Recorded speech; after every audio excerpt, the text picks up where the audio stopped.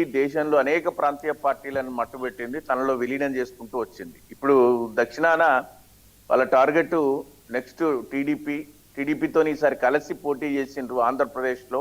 మరి వచ్చేసారి జనసేనతో కలిసి టీడీపీని ఒంటరి చేస్తారేమో. తర్వాత వాళ్ళకు తెలంగాణలో పట్టు సాధించడం కోసం అడ్డు ఎవరు అంటే బీఆర్ఎస్ పార్టీని.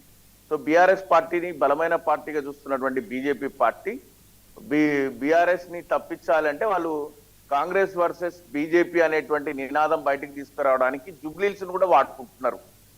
ఆ విధంగా కూడా వాళ్ళు పనిచేస్తున్నారు.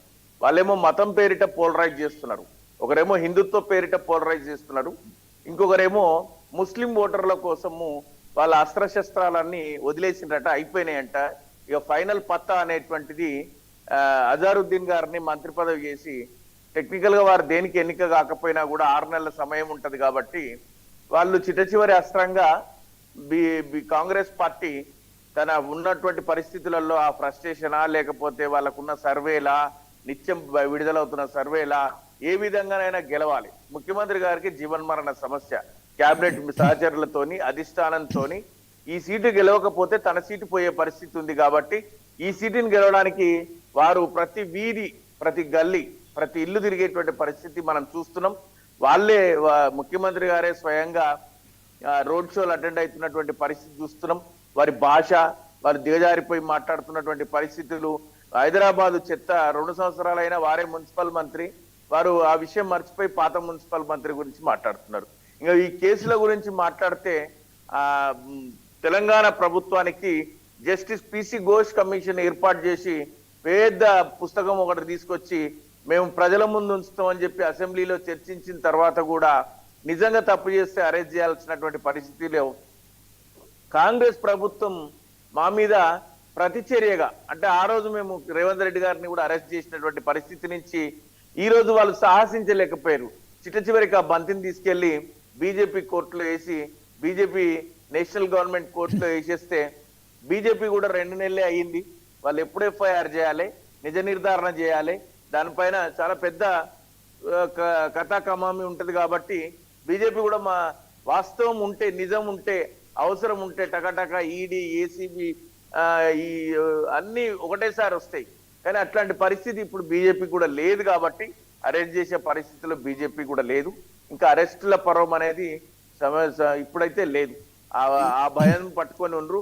పప్పారావు గారు అన్నట్టు అరెస్ట్ చేస్తే మరింత బలోపేతమై బలపడి అధికారంలోకి వస్తారనేటువంటి భయం.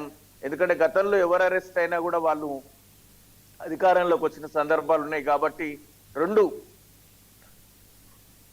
ఇటు రాష్ట్ర ప్రభుత్వం, అటు కేంద్ర ప్రభుత్వం బీఆర్ఎస్ ను అరెస్ట్ చేయడానికి కానీ ఫస్ట్ ఆధారాలు లేవు, 2 అరెస్ట్ చేయడానికి వాళ్ళకు భయం ఉంది. ఏదో కేసు పెట్టి కూడా అరెస్ట్ చేయొచ్చు.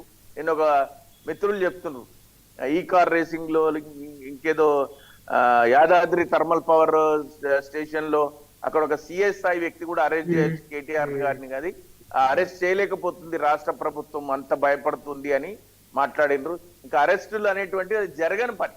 వాళ్ళకు ఉన్నటువంటి భయం అంటారా, వాళ్ళ సీట్లను వాళ్ళు కాపాడుకోవడంలోనే ఆ పార్టీ ఉంది. ఇంకా వాళ్ళు మమ్మల్ని అరెస్ట్ చేసి ప్రజలలో ముందుకెళ్లే పరిస్థితులు లేరు. వాస్తవానికి అరెస్ట్ చేసే పరిస్థితులు లేవు. అట్లాంటి పరిస్థితి తెలంగాణలో లేదు. Right, thank you Botsa Srinivas గారు. హెచ్ఆర్ మోహన్ గారు, కంటోన్మెంట్లో 4,000 కోట్లతో అభివృద్ధి చేశాము, ఉప ఎన్నికల్లో గెలిపించినందుకని తెలంగాణ సీఎం రేవంత్ రెడ్డి చెప్పడం కావచ్చు, శ్రీ గణేష్తో కూడా మరి అదే మాటను అదొక రుజువులాగా చూపెట్టడం కావచ్చు. తెలంగాణ రాష్ట్రంలో 119 నియోజకవర్గాలు ఉన్నాయన్న, 119 నియోజకవర్గాలకు కాంగ్రెస్ ప్రభుత్వమే నిధులు కేటాయించాలి. సో దీంట్లో 1-2 ఎమ్మెల్యేలు పేర్లు చెప్పాను కానీ వాళ్ళు కేవలం చావులకు పోవడము, తర్వాత పెళ్లిళ్ళకు పోవడం తప్ప మాకు ప్రభుత్వం నుంచి వచ్చే నిధులు లేవు, మేము చేసే అభివృద్ధి లేదని చెప్పడం కావచ్చు. అదే క్రమంలో మీరు 119 నియోజకవర్గాలకు కూడా